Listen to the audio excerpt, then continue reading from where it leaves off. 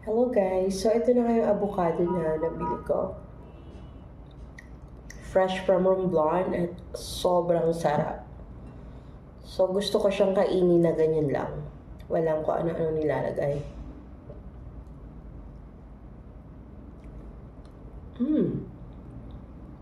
Sobrang sarap. Hindi na kailangang lagyan ng sugar or gatas. Gusto ko kinakain na ng ganito.